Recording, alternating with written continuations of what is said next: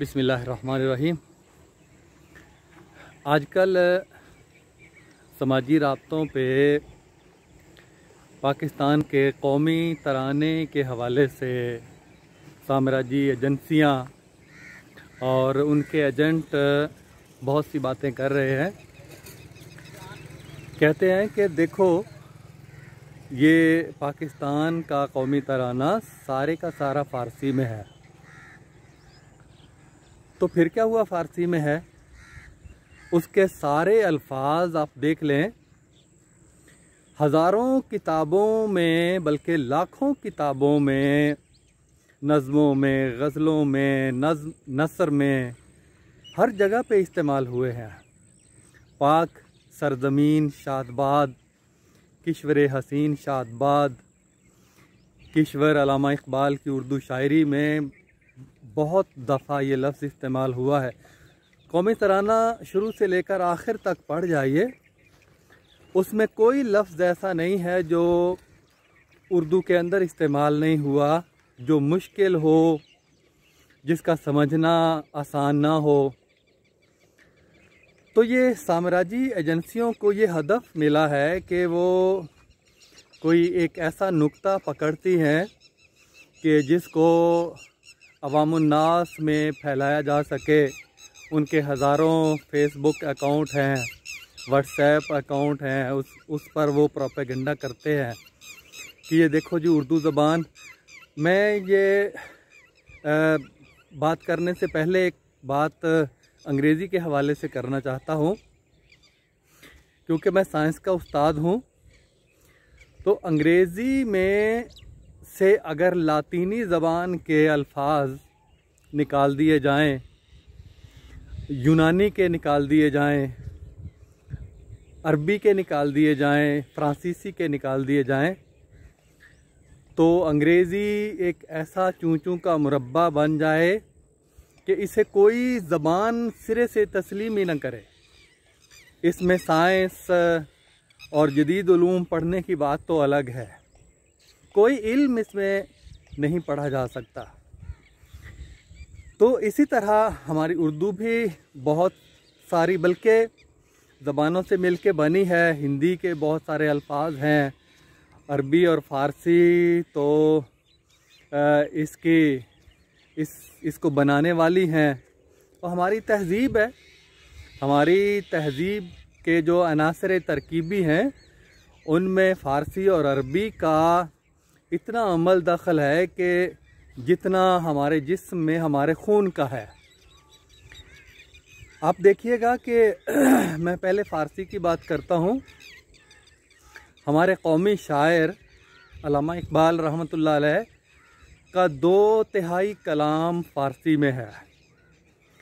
और ये ईरान वो कौम अल्लामा इक़बाल के कलाम को पढ़ के वो एक कौम बनी है।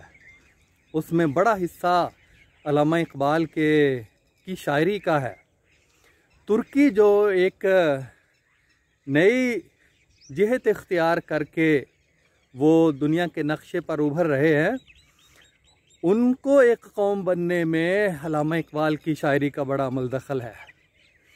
और आप देखिए कि हमारे मदरसों में, निज़ाम तालीम में जब तक शेख सादी रहमतुल्लाह अलैह, मौलाना रूम, जामी और इनके शेख सादी की किताबें, मौलाना रूम की जो पीर रूमी के नाम से अल्लामा इक़बाल रहमतुल्लाह अलैह उनको याद फरमाते हैं, वो निसाब में रही हैं और हमारे लोगों की तरबियत करती रही है, जिससे फिर क़वारियत की लानत नहीं पनपने पाई है। और अखलाकियात के एतबार से हमारी नस्लों की तरबियत, हमारे जद जो हैं, पुश्तों की तरबियत वो करती रही हैं। तो उनको हम निसाब से निकाल के जो खुमियाजा भुगत रहे हैं वो हम सब के सामने है। तो फ़ारसी ज़बान भी हमारी तहज़ीब की ज़बान है और इसके बेशुमार अल्फाज, हमारी हज़ारों किताबें, वो नसरी सूरत में हों, वो नज़्म की सूरत में हों, वो सारे अल्फाज उनके अंदर भरे पड़े हैं, वो उर्दू के अंदर आ गई हैं। जैसे अंग्रेज़ी के अंदर लातीनी और फ्रांसीसी आ गई हैं, अरबी चली गई है, यूनानी आ गई हैं, उसी तरह ये इसकी साख्त है, इसको बनाने वाली ये ज़बानें हैं। तो ये कहना कि ये फ़ारसी ज़बान का है, ये बिल्कुल गुमराह करने और हमें अपने असल से काटने की एक साजिश है। इसी तरह आप अरबी को देखिए, अरबी भी हमारे जिस तरह जिस्म में खून है उस तरह अरबी भी शामिल है, हमारी ज़बान का एक हिस्सा है। कुरान पाक अरबी ज़बान में है और ये तो अच्छी बात है कि अरबी के अल्फाज हमारी उर्दू ज़बान के अंदर हैं, बल्कि कुरान के 70 से 80% अल्फाज हम उर्दू ज़बान में इस्तेमाल करते हैं, जिससे हमें कुरान समझना आसान होता है, हदीस समझना आसान। हमारे नाम देख लीजिएगा, अब्दुल्ला रखते हैं, अब्दुर्रहमान रखते हैं, तलहा रखते हैं, ये जितने नाम आप गिन जाइए वो अरबी में है। इसका मतलब ये है कि अरबी का ताल्लुक़ हमारे साथ हमारे जिस्म का ताल्लुक़ है, जिस्म के आज़ा का जो एक दूसरे के साथ ताल्लुक़ है वो इन ज़बानों का ताल्लुक़ है, अरबी का ताल्लुक़ है। ज़ख़ीरा अल्फाज हमारे पास मौजूद है उर्दू ज़बान में जो अरबी के अल्फाज हैं, और हमें सिर्फ ग्रामर अगर समझ आ जाए तो हम अरबी को आसानी से सीख सकते हैं, हम अपनी असल के साथ जुड़ सकते हैं।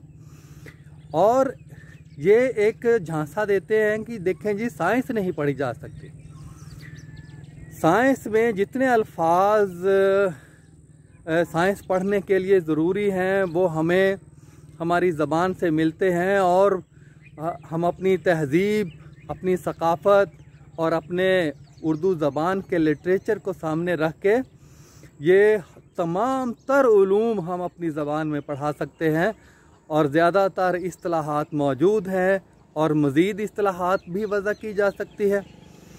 ये कोई जामद काम थोड़ा है, जैसे दूसरी ज़बानों में आए दिन नई इस्तिलाहात आती हैं, हमारी ज़बान में भी ऐसी नई इस्तिलाहात आती हैं।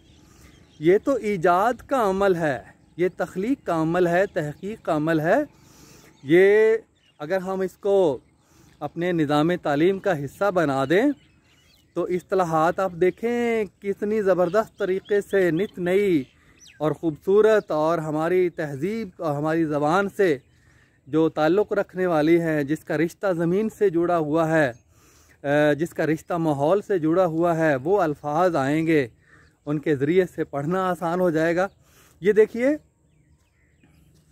यही अल्फाज जिनसे ख़तरा महसूस करते हैं, हमारी लुगात की किताबें फरहंग जितनी है उससे साम्राज्य सबसे ज़्यादा ख़तरा महसूस करता है, क्योंकि उसको पता है कि ये बुनियाद बनेगी ये अगला लिटरेचर तैयार करने के लिए, साइंस का लिटरेचर तैयार करने के लिए ये बुनियाद फराहम करेंगी। इसलिए उनको ये शाया नहीं होने देते, हमारे साम्राज्यी एजेंटों के ऊपर दबाव डालते हैं कि वो इस्तिलाहात की किताबें ना शाया करें, उनको निसाब से निकालते हैं, साइंस के निसाब से ख़ुसूसी तौर पर उनको निकाल बाहर किया है और यही प्रोपेगेंडा किया है। ये देखें जी, ये अरबी और फ़ारसी की मुश्किल इस्तिलाहात हैं, बल्कि हमने ये भी सुना है कि ये जो स्कूल हैं इनके साम्राज्यी एजेंटों के, तो उनमें जो बच्चे पढ़ते हैं, कहीं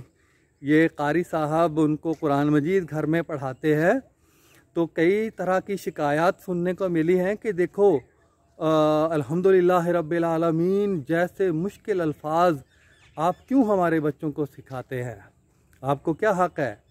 तो इस तरह की ये दरअसल ये पूरी तहज़ीबी यलगार है जिसको मुख्तलिफ़ हीलों बहानों से हमारी अवामुन्नास खुसूसन साइंस पढ़ने वाले और पढ़ाने वाले अफराद को गुमराह करते हैं।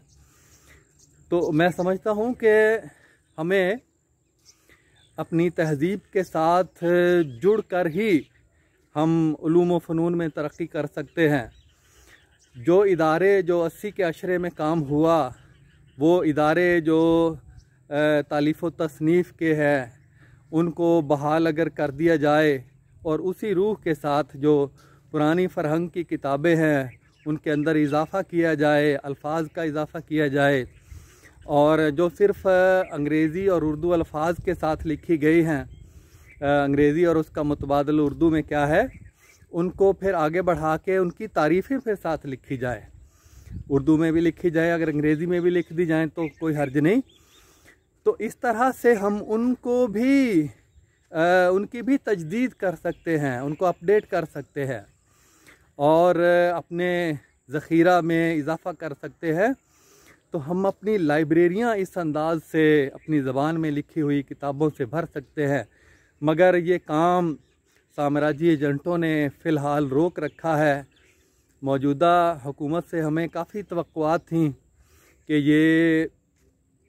ये काम को जारी रखेंगे, ये निफाज करेंगे उर्दू का, ये मुकाबले के इम्तहानात दफातर में, और लेकिन अभी तक हमें लगता ऐसा ही है कि ये भी ख़ुसूसन जो तालीम का वज़ीर है शफ़क़त महमूद, वो पूरी तरह साम्राज्यी एजेंट का किरदार अदा कर रहा है। अभी चंद महीने पहले उनकी सरबराही में जो दफ्तरी इस्तिलाहात थीं उनको अंग्रेज़ी में बदल दिया गया है। वहाँ जो किताबें लिखी थी, जो दफ्तरी लुगात लिखी थी, मुक़्तदरा कौमी ज़बान में इदारा बराए फ़रोग़ उर्दू ज़बान, उसमें इदारा बराए फ़रोग़ कौमी ज़बान, उसमें अभी बदल दिया गया है। बिल्कुल खामोशी से करते हैं ये काम, चुप करके बग़ैर किसी मुशावरत के। माहिरीन तालीम को बिठा कर वसी तार मुशावरत इससे पहले करना ज़रूरी होती है। किसी लफ्ज़ को अगर बदलना है तो ये बिल्कुल खुफिया अंदाज से पता उस वक्त चलता है कि जब किताब छप के आ जाती है। तो इसी तरह 2003 में इन्होंने निसाब भी इस तरह बनाया। तो जो इदारे हैं उन पर कदगन है। उर्दू साइंस बोर्ड है, वहाँ पे ये ख़ुसूसन इस्तिलाहात की जो पुरानी किताबें दोबारा शाया करने पे पाबंदी है।